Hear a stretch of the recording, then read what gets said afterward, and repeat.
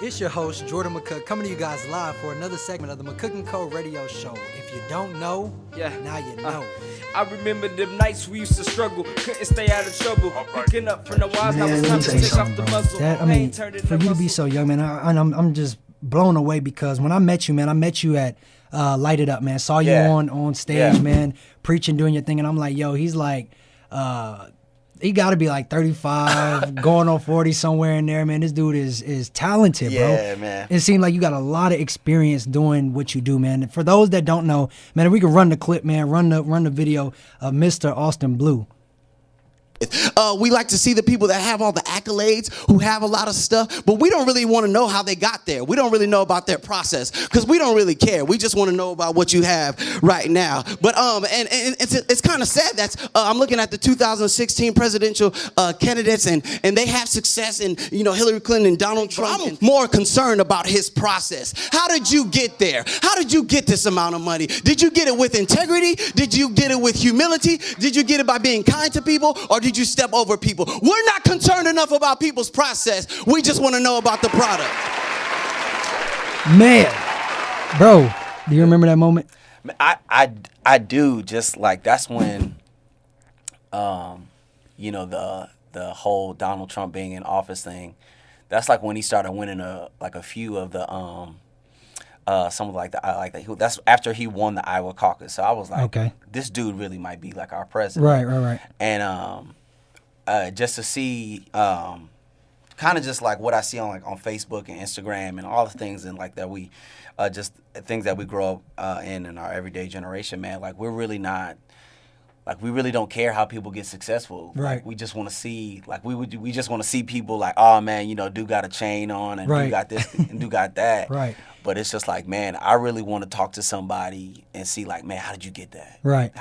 The process. I want to know about the process, dude. Right. Like that's why I'm so glad like I got here early, man, to see like you setting up the lights and right. all this stuff. I'm like, oh man, like.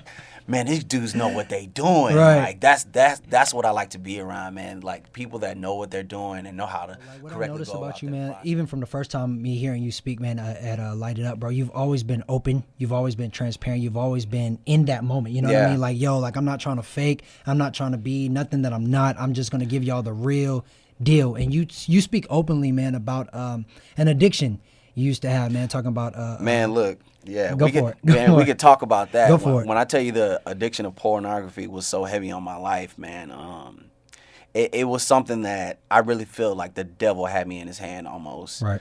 And it's something, man, even going into my relationships with my relationship with my girlfriend now, we've been together 3 years.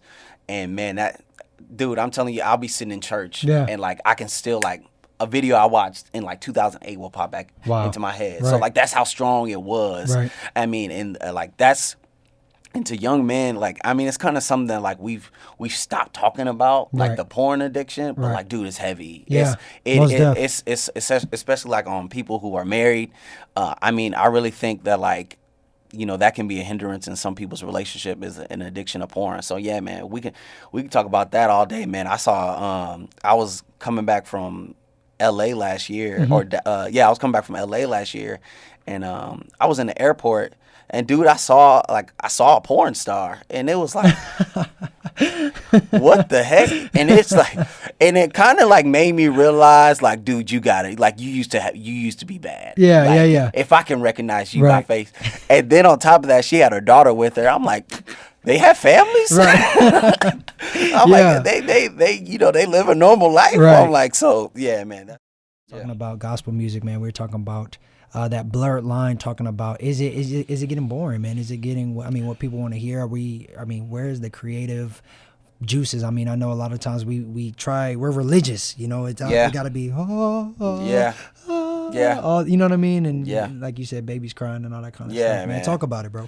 So I mean, with gospel music, I think it is still powerful. I think it is still effective. Right.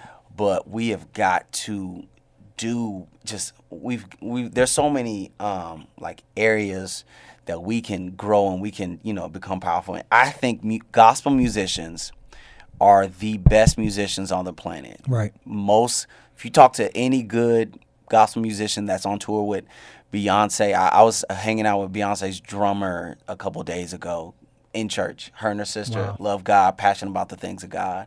So that's where most of us are coming from. So, you know, let's go grab these people that are, you know, on tour with Jay-Z and Beyonce.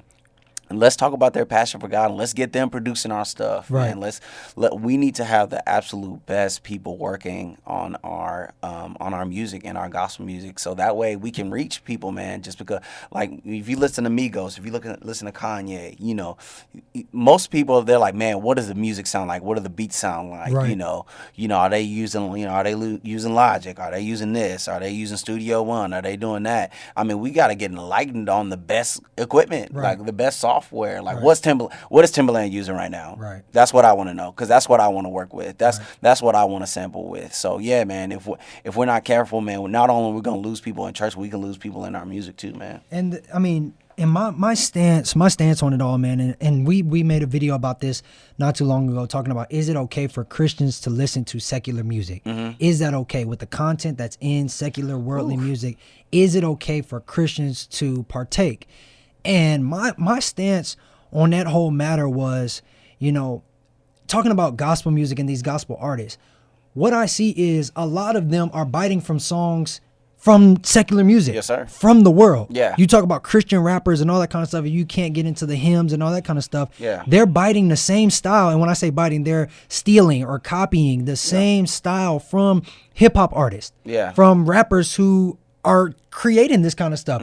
What I feel like we lost as Christians in music is the ability to create. Yeah. Everything that we do, we're biting off another style. Okay. I won't say everything. Yeah. A lot of the stuff that's mainstream right now, we're biting off from something that the world has done first. And then one of my boy, man, Kevin Pope, man, he said, why do we always have to go to the world? If we're talking about God, we're talking about this limitless, frameless, boundless God. Why do we always have to bite or go into the world to find our creative energy, our creative juices? Yeah. Why can't God? And so that's what happens. You see Christians who just go into the world, get their style, put it in their music, put God behind it. And it's like, yo, like, this is dope. And it's like, I mean, it's okay. Yeah. You see what I'm saying? I'm talking about even like the gospel melodies, all that kind of stuff. A lot of it, man, I love Travis Green. I love Tasha Cobbs. I love Todd Dulaney and all those who are just worshiping from a genuine place. Yeah. But those artists, some of them, I'm not going to say any names, but that bite off the word, I'm like, yo, I might as well be listening to, you know, Alicia Keys or Beyonce anyway, because you're biting that style, you know what I mean? Anyway, so I mean. And I think we have to be, right now in this time of what's going on in our country and our world political system,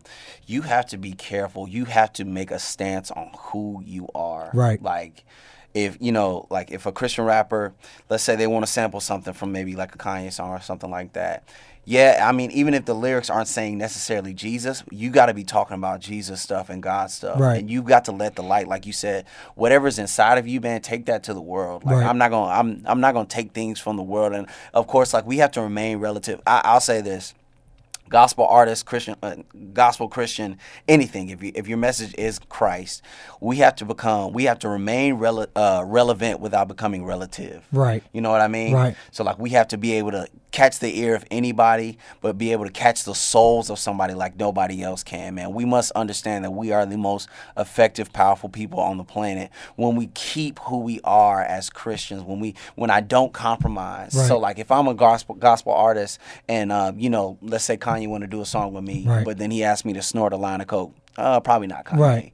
So I'll never get to the point in my life where I got to be so down for the world that I'll compromise who I am in Christ. Exactly. So why are so many young adults, man, finding themselves purposeless, man, in this generation? Because I feel like they're chasing after somebody else's and they're going to fall flat on their face. I feel like we're chasing after everybody else. You know, we want to be in the latest and the greatest, and you know, we got to have this, and I gotta get this, and we are chasing after somebody else's dreams, goals, aspirations, when, like, just like I said, God didn't put that there in you. Right. That ain't your ministry, man. Like, I love people that, you know, have a heart for worship and love to sing and praise, but boy, if you singing out of key, I think it's time for you to go work the nursery.